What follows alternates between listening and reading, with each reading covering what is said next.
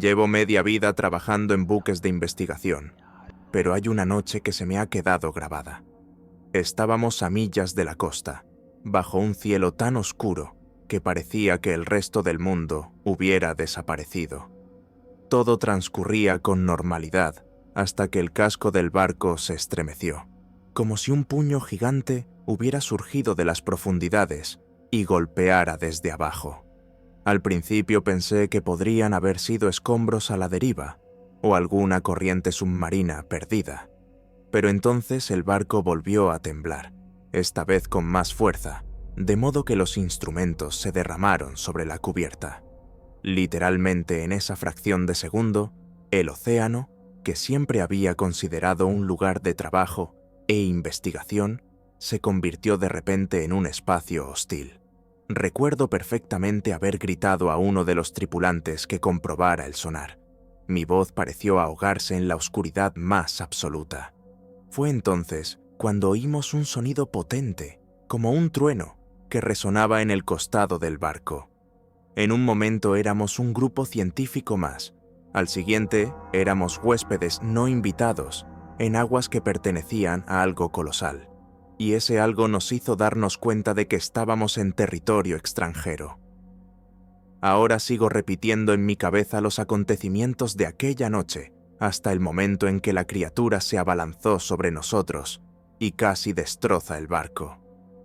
Me gustaría decir que estoy exagerando, pero no. Estábamos en una expedición aparentemente rutinaria. El plan era investigar una serie de extrañas señales acústicas que el NOAA había estado captando durante los últimos meses. Estas señales no se parecían a nada familiar. Algunos pensaban que se trataba de una nueva especie de ballena, otros sospechaban que era un fallo del software, y algunos insistían en que se trataba simplemente de una migración no registrada. Sin embargo, en cuanto salimos del puerto, sentí que algo había cambiado. Zarpamos bajo un cielo gris, casi opresivo. Normalmente, cuando zarpamos, los miembros de la tripulación intercambian bromas, discuten sobre el mejor café.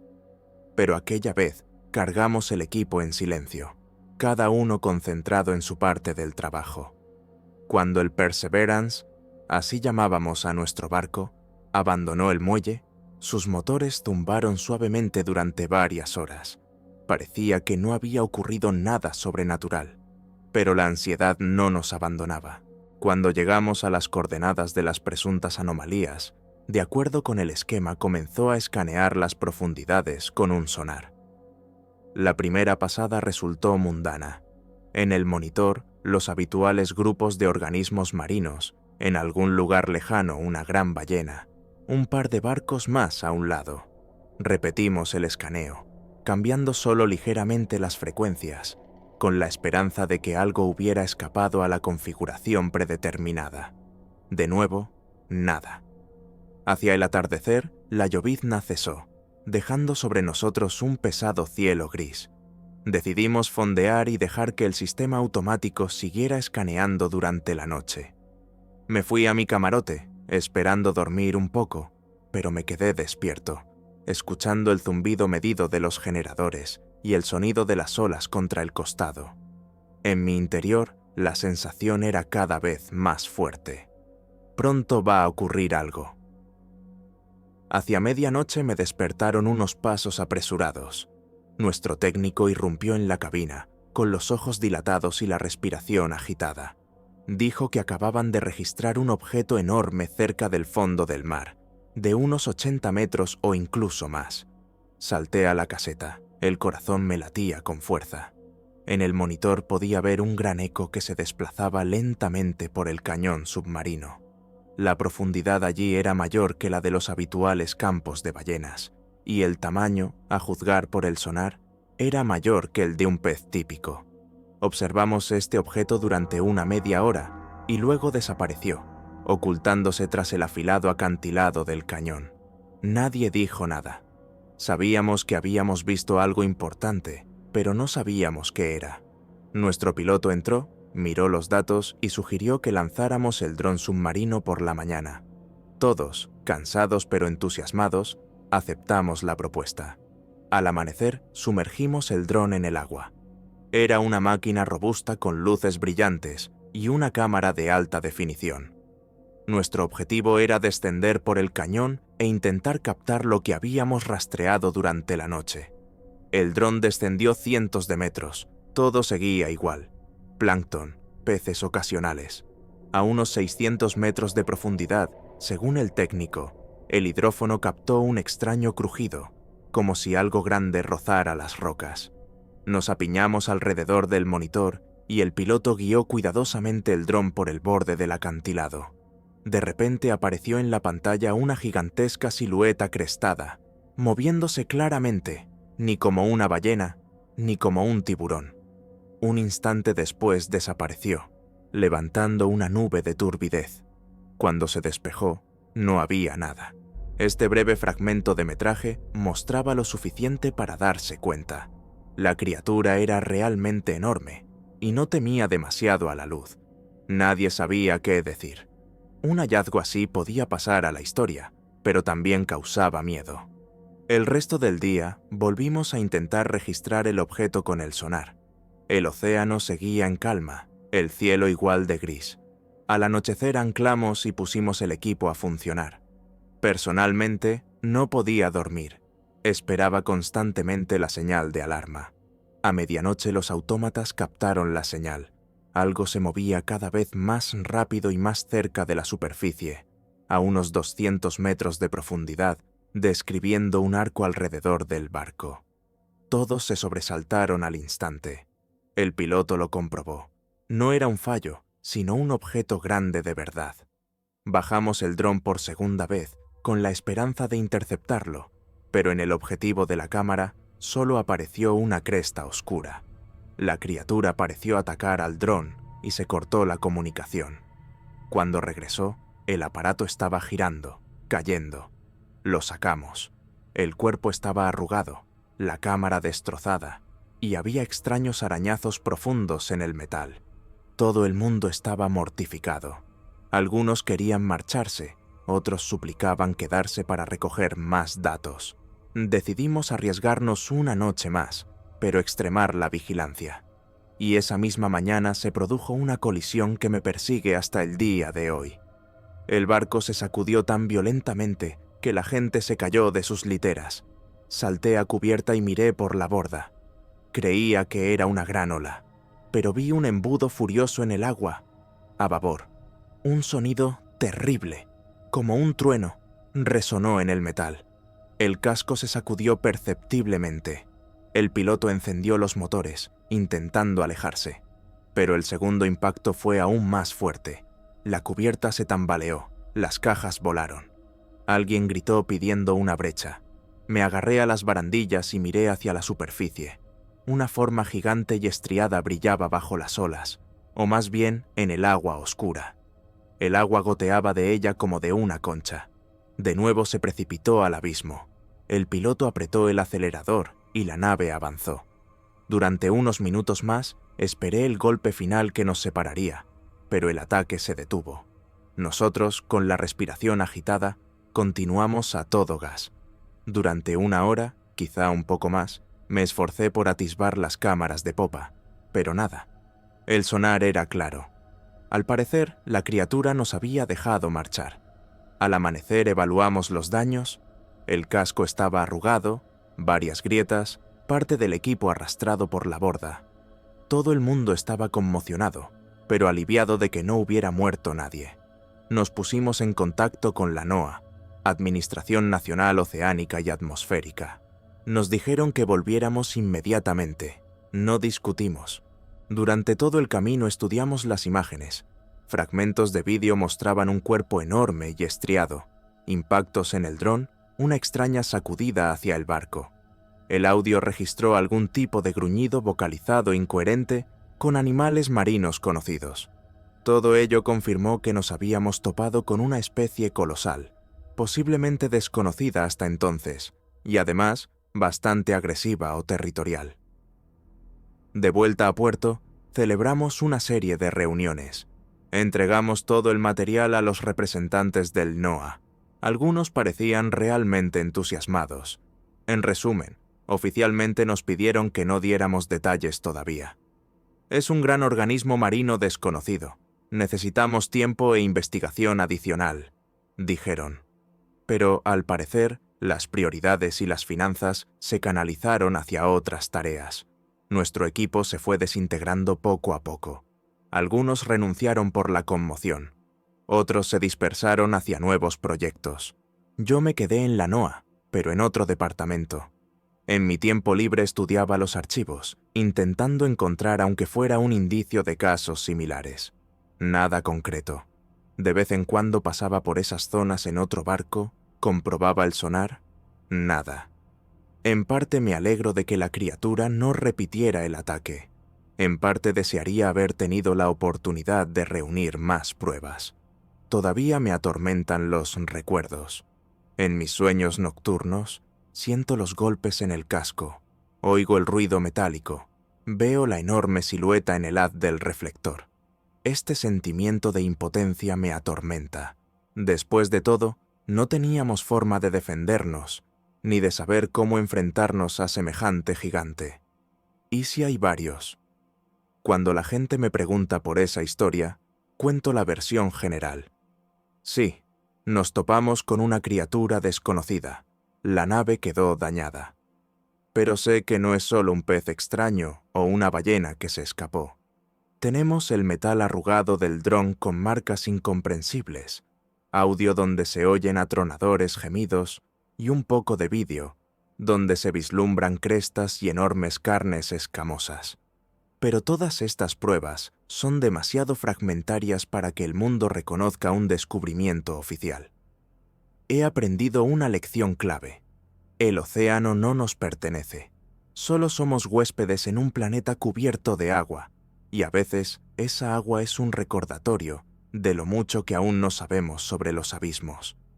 Acabamos de invadir los dominios de un gigante, cuyo esfuerzo basta para poner en grave peligro nuestra nave. Me alegro de que ninguno de nosotros haya muerto, pero nunca me olvido de que eso sigue ahí fuera. Algún día alguien puede volver a toparse con ellos, y me temo que el resultado no siempre será tan afortunado. La vida sigue, pero esa pesadilla se ha quedado conmigo. Mi amigo acústico dice a veces en broma: «Has molestado a un antiguo habitante como Cthulhu», pero es exactamente lo que siento. En cuanto salgo a cubierta al atardecer y miro hacia las oscuras olas por la borda, vuelvo a oír el pitido de los instrumentos, el estruendo del impacto, la aullante oscuridad que oculta la gigantesca forma. Y mentalmente me repito: no conocemos el océano. Los verdaderos amos están ahí fuera, donde solo podemos adivinar.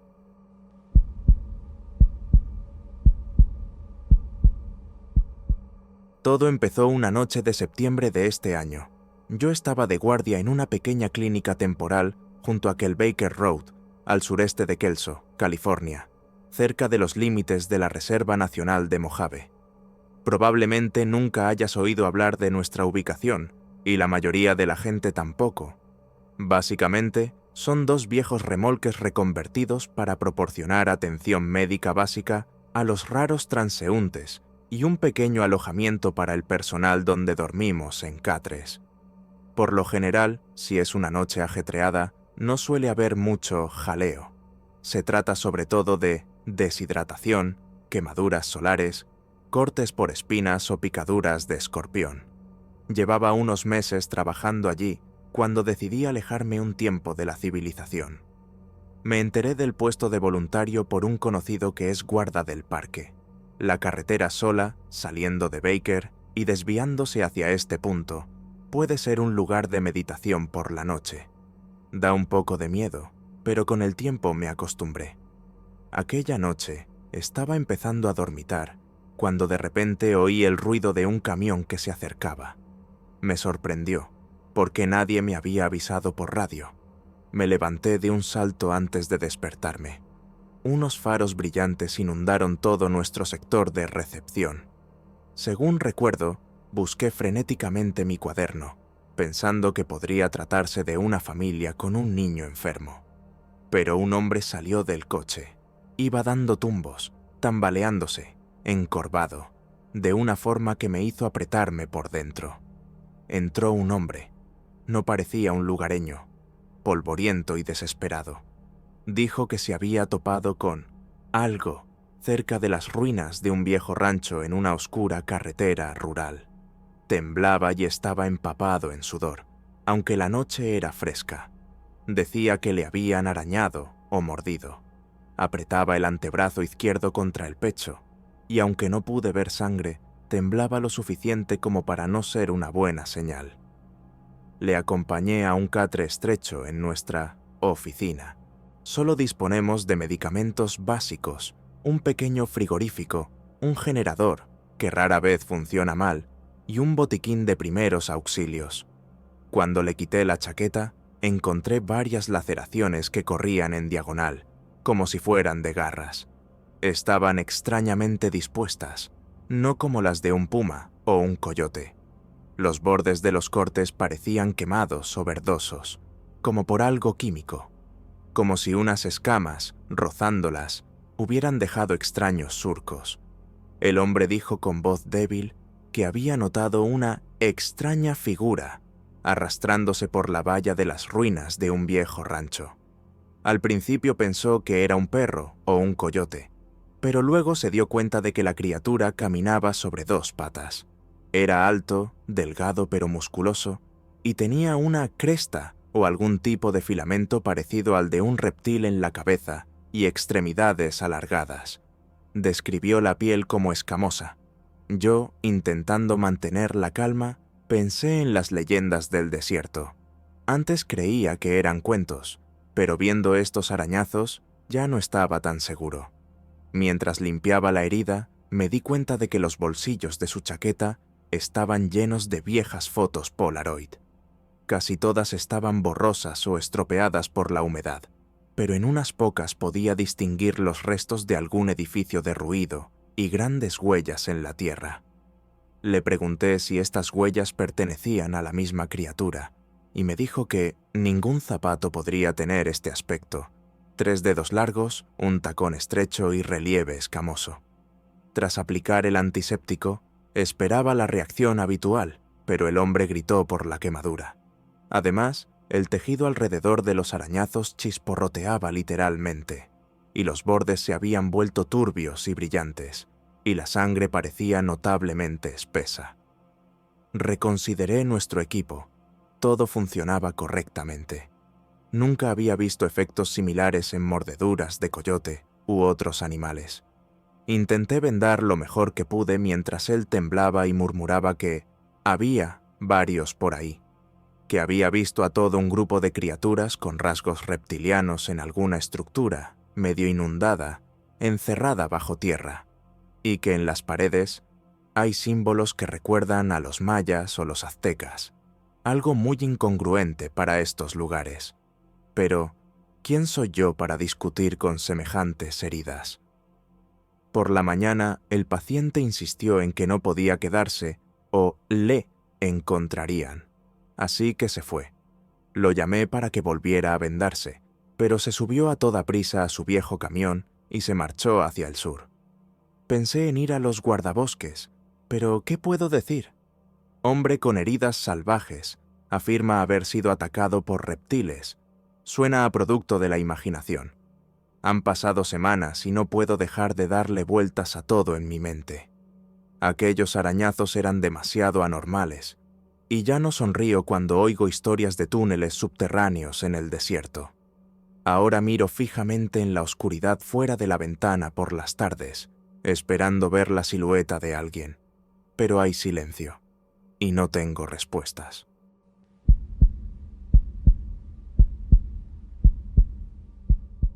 Este septiembre me encontraba en el suroeste de Alaska, en la confluencia del Refugio Nacional de Vida Silvestre de Togiak y el Parque Butichik. Me habían contratado para actualizar mapas topográficos, rastrear cambios en los patrones de flujo de agua en algunos lagos y comprobar datos antiguos a lo largo de las crestas que dominan la cuenca del río Nushagak.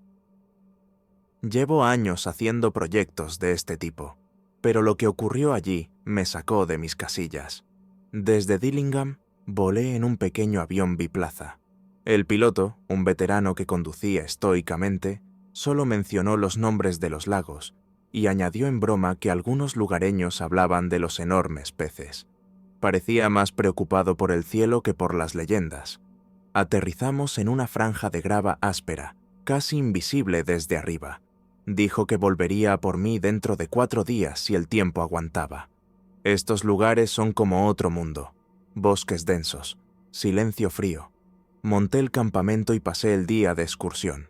Sin embargo, el terreno me obligó a cambiar de base un par de veces.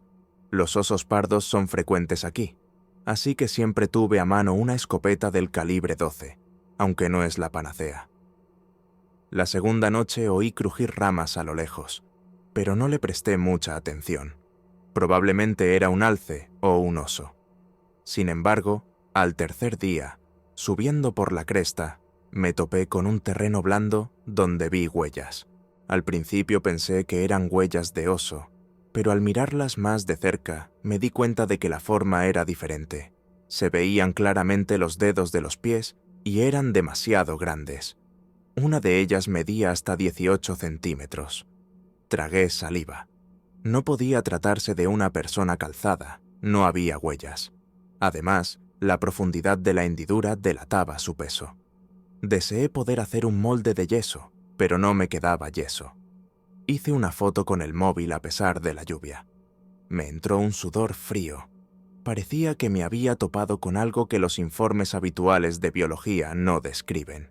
Seguí adelante, pero sin dejar de mirar a mi alrededor. Era como si sintiera que alguien me observaba.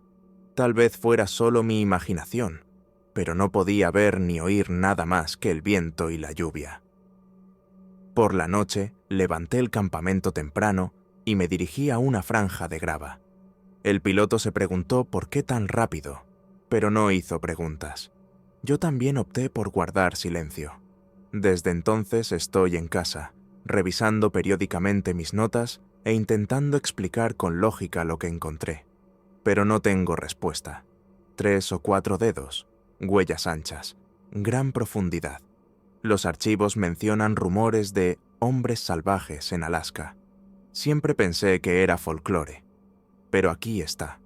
Tal vez haya algo realmente grande y bípedo aquí, desconocido para la ciencia oficial.